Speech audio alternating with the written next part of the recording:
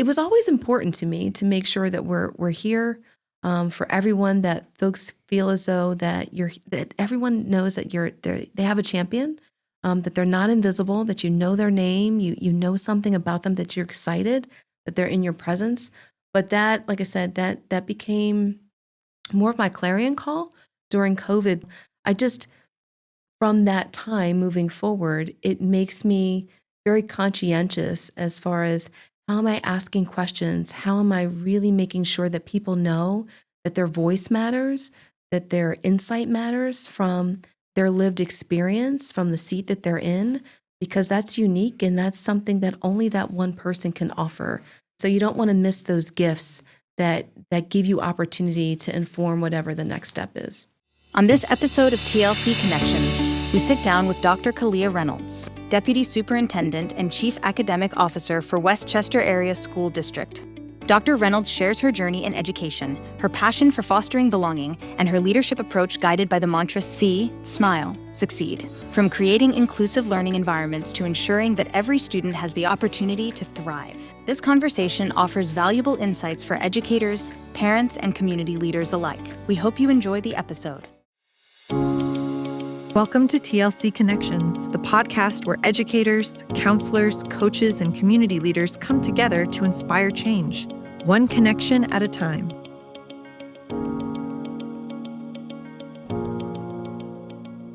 Welcome to TLC Connections podcast. My name's Julie Knudsen. I'm the Director of Development here, and I'm really excited to welcome Dr. Reynolds, the Deputy Superintendent and Chief Academic Officer from Westchester School District. I think it's the 10th largest school district in the state of Pennsylvania. Quite an impressive background. We'll get into it. And I just really wanted to welcome you, Dr. Reynolds. Thank you so much for being here. Thank you for having me. Yeah. And I could tell we met briefly. I shouldn't say super. I got to meet you and your team and talk about TLC a little bit. Yes. And as you smile here, for people that aren't listening, there is an energy that you feel from you. Truly, this passion and commitment to kids and wellness and teaching and learning. So I was really excited that you agreed to do this today. Thank you. Thank you for having me today. Doing my due diligence and research. Your background's quite impressive, very lengthy. We only have about 30 minutes, so we won't get into that. But what did jump out, and I wanted to start with, I read under your bio, your life work is guided by Maya Angelou's words, when you know better, do better. So can you share what these words mean to you and how they've shaped your journey in education? Yeah, it's so funny. I just think that we're always evolving as learners. And I think it's, in Maya's words, when you know better, you do better. You just always want to be in a quest to be your best self. And I think it's important to make sure that I'm always in a position where I'm helping others to be their best selves too. And I may not have known something yesterday, but now that I have this new information today, I can apply it and I can approach my work with a new perspective and a new sense of wonderment and also knowledge that I like to just carry with me. So I just think that my job and all that I do is being a lead learner. So when I know better, I do better. And can you give an example? Yeah, it's funny. I was just coming from here. I was just at an institute and I had a team with me and we're focusing on literacy and how we approach making sure that we're growing strong readers and writers. And as research continues to evolve and improve and informs our practices, then we do better for how we can show up for kids and how we show up for them as educators. So that's just a real example as far as we have to continue to lean into what the research tells us. We have to continue to lean into places that are engaged in making sure that we have access to strong resources and professional learning, and then turn that around and actually implement it and present it in ways that are really going to close those learning gaps for our students, all students. And so that's just something that just an hour ago. Yeah. And I can tell probably through your career, I saw you were a principal of a blue ribbon school. So. Yes. That was definitely a highlight accomplishment, one, because we just, the work takes all of us. I always say in everything, if you try to go it alone, you're destined to fail because, when we're engaged in these big, hairy problems in a place of service and education and mission and purpose, we have to gather a collection of people of strengths and experiences and backgrounds. And when I was elementary principal, I've always been one to drawn to a challenge. I want to make sure that I go to the hard places. And at one school I was at, we were able to have students come to us from all different kinds of backgrounds, over 40 languages spoken in the school. And we had to make sure that students had high bar for education and that we meet their needs as far as their language acquisition, and make sure that culturally we got to learn and grow and become more inclusive as a school community. So that was a really special opportunity and a privilege to make sure that I had an opportunity to just lean into family stories and backgrounds, and also get to know kids uniquely and intimately and personally, because we had kids coming to us from all over the world. And that's scary, when you're in a new situation. So I just had an amazing team that really just embraced belongingness and acceptance, and we were able to do great work together. That's awesome. And I have to say, reading about you again, that you're getting your master's in psychology. Of course, that aligns with me, being a clinician. I stopped at the master's level. Can you tell me where that was on your trajectory that led you then, I think, a doctorate in education leadership? Yeah. It's so funny how things come about. In undergrad, I started out as a chemistry major. And that lasted all of 2 or 3 weeks. Yeah. But what drew me there is I knew that I wanted to work with kids. When I started, I wanted to get into child psychiatry. That's why I started as a chemistry major. And from there, I had an encounter with my student advisor at the time, and she says, Kalia, what your passions and interests are really aligned to education. Have you ever thought about being a special education teacher? And I was like, no. I didn't come from a family of educators. Other than being in school and having close relationships with a number of teachers, this was not something that was on my radar at all. I was very much on a kind of STEM science track. And it just sat with me. And that was something that was really life-changing, because I thought about what I wanted to do. And I said, I want to work with kids. I want to be impactful. I love teaching. And I went back to her a few days and I said, what would I need to do to change my major? And so since then, she's been a lifelong friend. So you finished as an education major? I did. And were you a teacher? I finished as an education major. I had a minor in psychology. And I went from there, I went straight to grad school. I went to Temple to get my master's in counseling psychology. So that's where, from a spec ed background, I was able to do a number of research projects, and I was able to get some work published as an undergrad. But I knew that I wanted to make sure that I had an opportunity to foster skills at an individual level. Teacher is, you're in a classroom, you're taking a look at things whole scale. Whereas from a counseling lens, you're leaning into some of those skills, but more specifically, definitely individually, and not only for the student lens, but for the family as well. And I wanted to lean into that. So having an opportunity to get my master's in counseling psychology has been the backbone of all of my work. I always say, out of all my degrees, that's the one that I lean on the most, because you really have to listen and lean in. You have to be open and not be quick to judge or form your own conclusions about people, and just see how they present and see how that changes over time. So that has definitely informed my work, not only with kids, but in working with all kinds of people across all the different positions and jobs that I've had. Yeah, you're singing to the choir, but you're able to integrate both. I started as a teacher and then was more interested in mental health, and then went into community mental health. It's hard to be able to intersect both, but I think that's moving along. But how powerful that is. And like you spoke, even when you mentioned about the Blue Ribbon School, it was a team. It was you collaborating and people, and all kind of those people skills, the soft skills and the psychology skills. Absolutely. And, I would say my early teaching years, I had an opportunity to be a co-teacher. So we were in the same classroom. I was a spec ed teacher, and my teaching partner, a general ed teacher. And that gave us a lot of flexibility. We had a lot of kids, because two teachers are like, oh, we can pack the house. But it really helped me to be collaborative, and it also helped us to play off of each other's strengths. And it helped us to be cognizant of how we were connecting with the students in our class. There's some kids that naturally you gravitate towards more easily, or they gravitate towards you. So we were able to balance that as a teaching pair.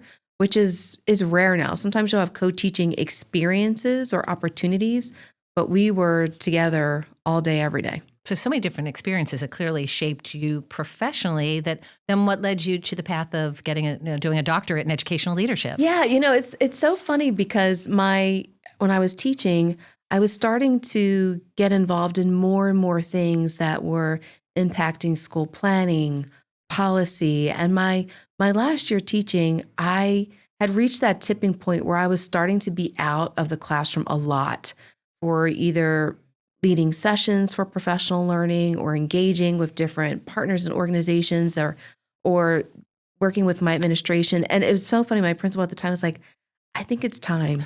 I think it's time for you to look at being an administrator. And it was when I thought about it, the kind of work that I was leaning into was more at a system school level, and it wasn't just at a classroom level anymore. So that was my cue that it was time for me to move on. Essentially, at Lincoln Center, we kind of have our mission is the butterfly effect, that in one moment, one choice, one connection at a time can be transformational. Mm-hmm. It sounds like this principal was one of those people. Is there somebody else that comes to mind, or would that be, significant?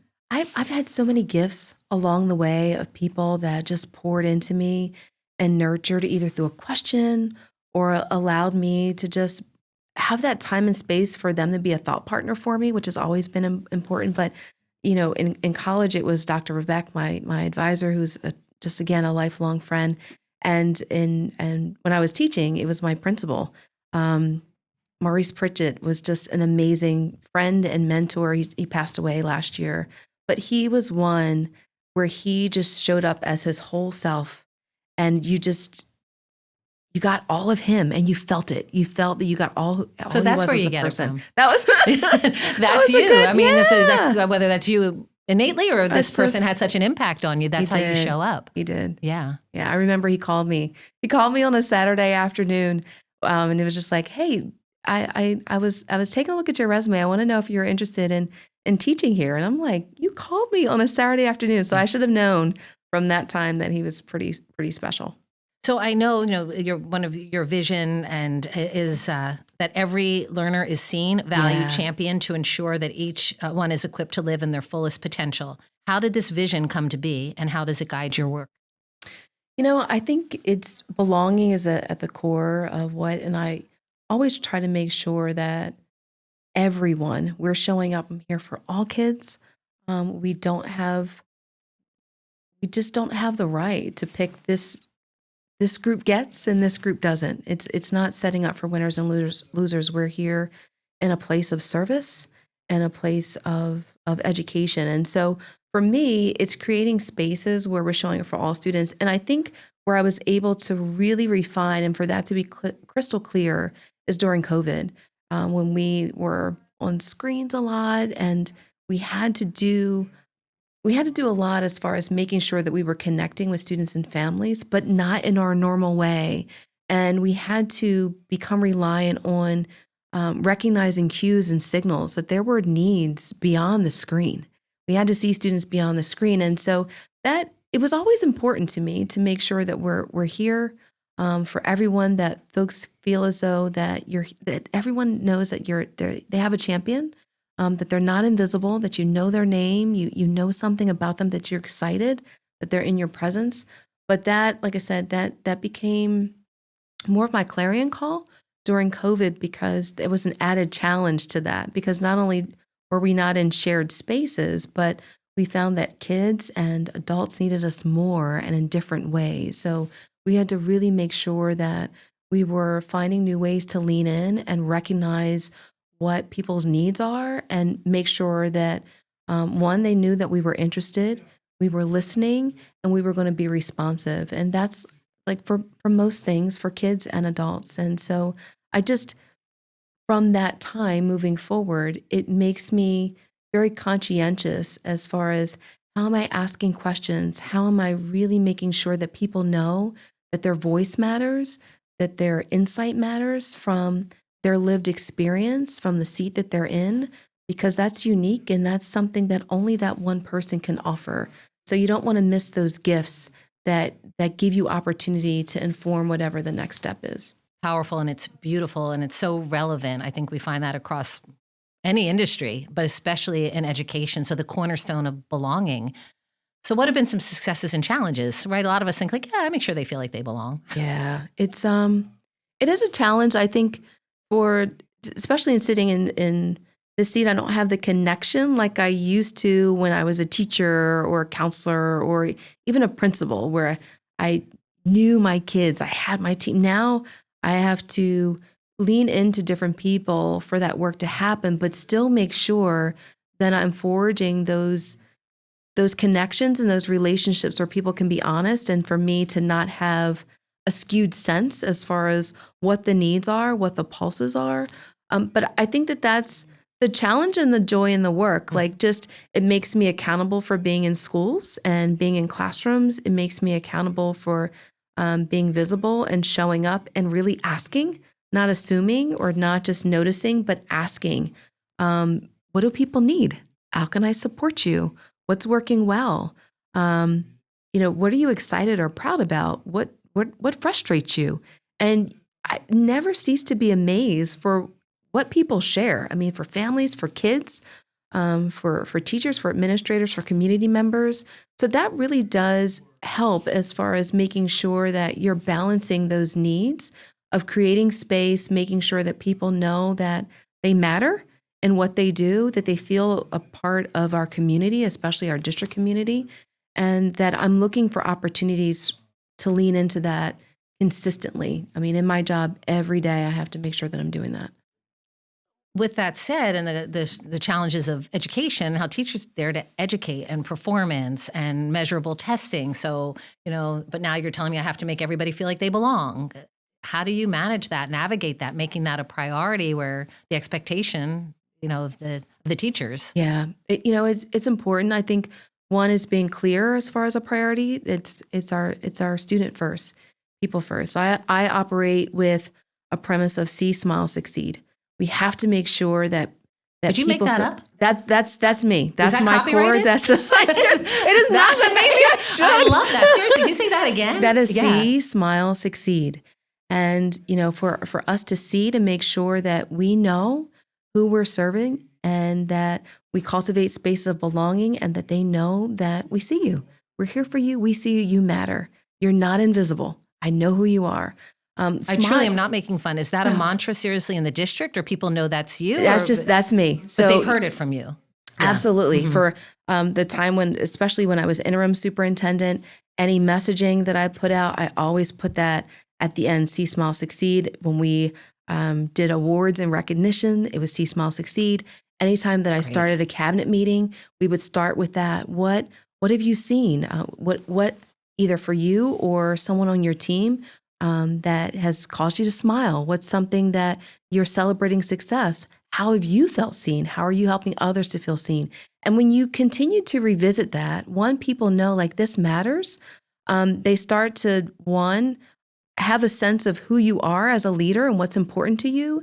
And then also when you're creating spaces of asking or affirming that, then people start to replicate that, or they're like, this matters. I'm going to share this with my team, or, I want to make sure that I let you know about what so-and-so is doing, because this is really exciting stuff. I mean, that's the joy of the work. And that's what teachers do. I mean, educators overall, the hard part is the part that I think brings people into this work. That's their why, because they're here to cultivate relationships. They're here to foster change. They're here to inspire. And so we want to make sure that all the stuff doesn't take over our guiding light, our North Star, our main purpose, that stays clear, that we're here at the very base of it. It's about our connections and our work for people.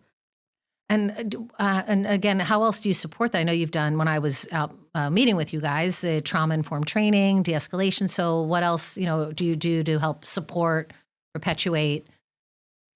I think it's listening as far as where people feel equipped and where they don't, where they feel as though I'm not quite sure how to, particularly in spaces when we're navigating differences in choices, differences in lifestyle, either by race or um, uh, sexual orientation, any range of things can create a space where I'm like, I'm not sure what's the right thing. Am I saying this and just like, let's just start recognizing that most of the time we find that we're a lot more alike. We have more things in common as people than we do as a point of difference. And let's start with saying what, what we do have in common and allow that to cultivate a space so that we can feel some risk in asking a question that we're like, I'm not sure, but you at least know my intention. I think that helps. So in leaning into spaces where we're listening to teachers, like, where do you not feel comfortable?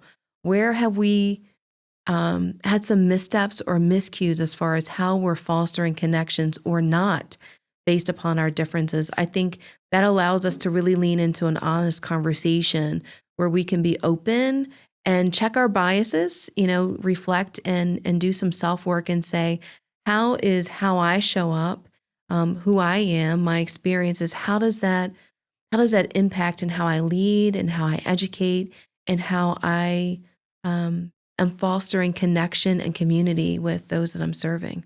So how do you get a pulse on that from the teachers, given your role of being deputy superintendent of a very large district? How are you? I think a couple of things. One, we survey. We ask. I mean, that's just a question we have to ask our teachers. We ask by our doing family, walkthroughs, which is or like, do you do literally like a Google survey? We will do a survey. Oh, we okay. will do a Okay. survey for our district. We survey anywhere between once or twice a year to ask those questions. But to your point, you really do that through a pulse check when you're in schools, when you're in classrooms, when you're talking with teachers, with the administrators, what's working, what's not working. I mean, you find a lot through our mistakes because that's how we learn. With a leader that's approachable, adaptable, responsive, so it's not a given. I've had experience working, in education that. Absolutely. Right. So you are walking the walk and make it obviously safe and belonging for people, it sounds like, to be candid with you. That's the focus. And I think too, we get on the other side when people are not happy, they'll let you know and you're like, whoopsie, we have some work to do here. But they say that without fear of repercussions. That's always my point of emphasis and try. And sometimes people, because of position or titles, or they may not know how this is going to go, but then when you show up, like, I always think the mode is important too.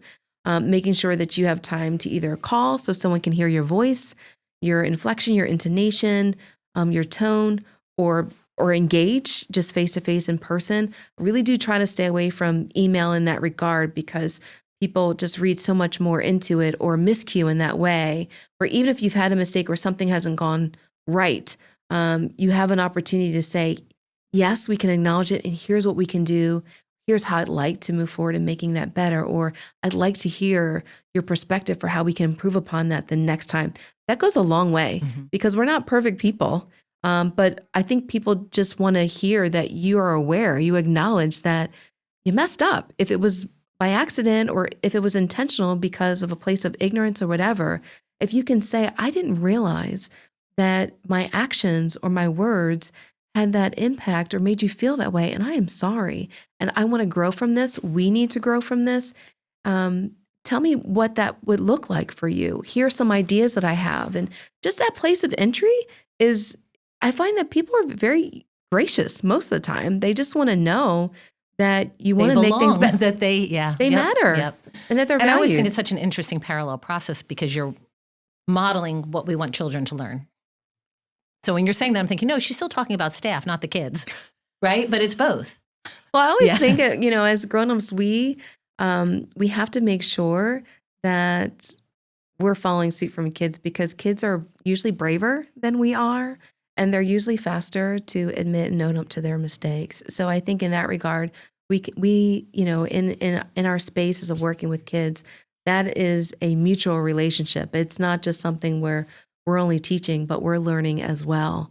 How to be humble, how to risk, how to fail, how to say I'm sorry, how to engage with someone that you're like, I don't know if I have anything in common with this person, but I'm going to try. I'm going to just say hello, or I'm just going to smile and see where that gets me. I think kids do an amazing job with that. And I think for for educators and for leaders that really can lean into those spaces, that's what cultivates the joy in the work. And understanding, having a concept office of education, that does come top down. There is like I was saying, like walking the walk modeling. No, it truly is safe space, that this is what we are living here, and it's the real deal. Absolutely. Absolutely. Just the concept of belonging is just so powerful to me. But it sounds so much more intentional that you were always doing that, even when you were a chemistry major. And then no, and kids, and somehow this belonging and leadership and how it's all kind of synthesized for you. Yeah. People feel that. They feel, especially, I think kids they have the best radar. They know when you're genuine, and they just have that way of sensing, like, are you the real deal? Mm-hmm. And, people are not going to, they're not going to share with you. You're not going to get to the good parts of, what makes you if you're really not authentic and honest and willing to share who you are, how you've gotten it right and how you've gotten it wrong. But I think that kids do a great job of really sensing who's real. Right. Yeah. So what advice would you give to aspiring educators and leaders, particularly those from, I would say even unrepresented backgrounds, talk about belonging? Absolutely. Yeah. I always think it's so important to find your people. Brene Brown calls it your square squad. I think it's important for you to know that people that can encourage you and uplift you, people that can help you to see your blind spots in a safe and nurturing way, people that are going to push and challenge you, and folks that are just going to be right alongside of you as great thought partners and cheerleaders and encouragers. But you need those people in your life. And sometimes, particularly when something is new or hard, we can become really focused, laser-like, to the point that we forget about our networks. We forget about our supports, and we try to think we can do this by ourselves. But I think that that's where we go astray. And particularly when we have new teachers come in, we really make sure that we're pairing folks with mentors, that we're developing just a cohort, a network, a support system. But we need that all throughout life, if we're new or not. And so I think that that's really important. And I would say especially for educators of color, because there are less and less people, Black and brown educators that we can find that even have an interest in going into education. So we have to make sure that we are being intentional about sharing why we love what we do, sharing an opportunity that there's a space for everyone, and how that resonates for students, how that resonates for other colleagues, how that resonates as far as diversity and thought and perspective and lived experience.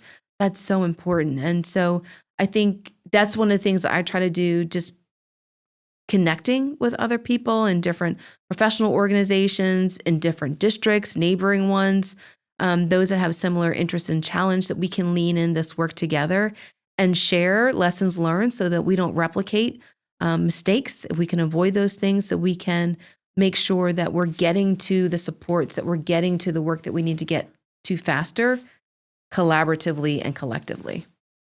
It ties in nicely, actually. What is your vision for the future of education, particularly regarding equity and access? It's just this week I've had so many questions as far as, there's changing times with our administrations, changing times in education. What does that mean? And the thing that I have been sharing, and the thing that I've been reminding myself of, is that we have to stay hopeful. We have to stay hopeful because there's so many good reasons of why people show up every day, why they are coming to work, that have nothing to do with a paycheck or a salary and all those things, but they're showing up for kids, they're showing up for people, they're showing up for a larger purpose. So I say for education, that's one of the things we have to remind ourselves of, is why we got into this in the first place.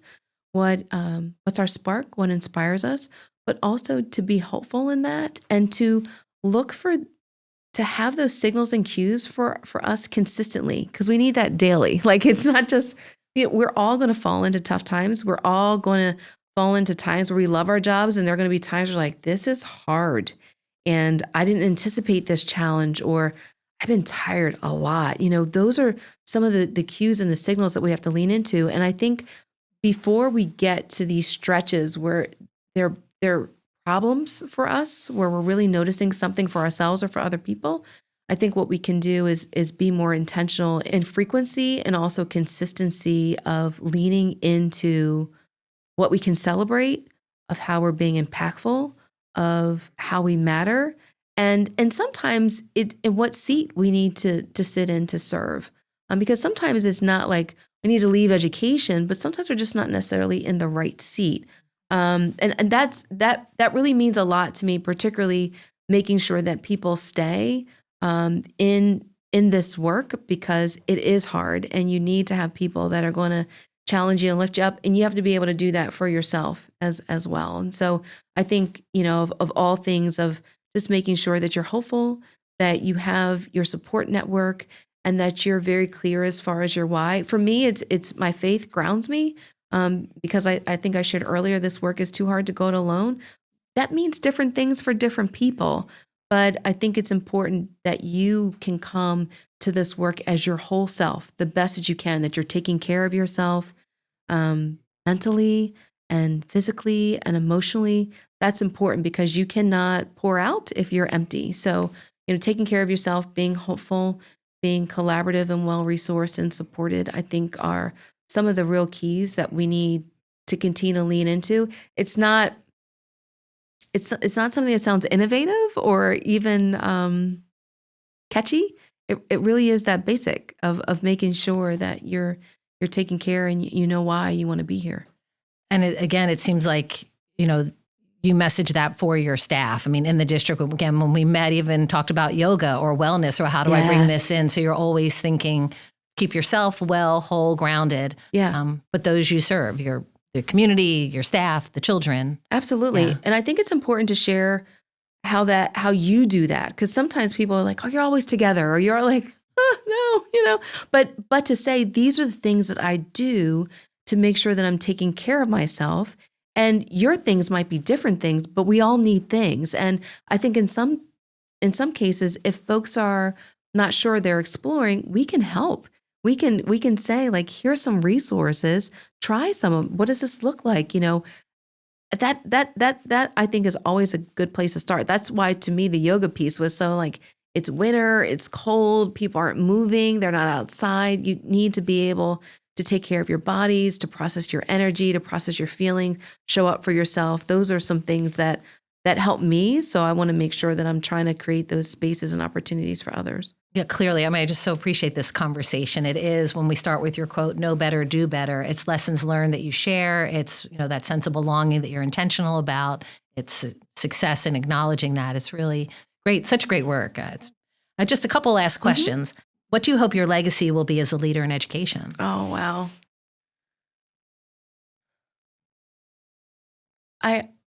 I'm always very humbled when people say, like, I just remember a teacher, and it was the beginning of her career, and she was struggling a bit.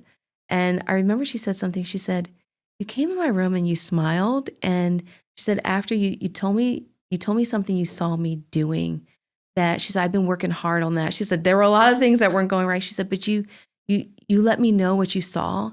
And I think it's that, like, I always want to lean into, how are we building? How are we building something better than how we got it? How are we building something that didn't exist?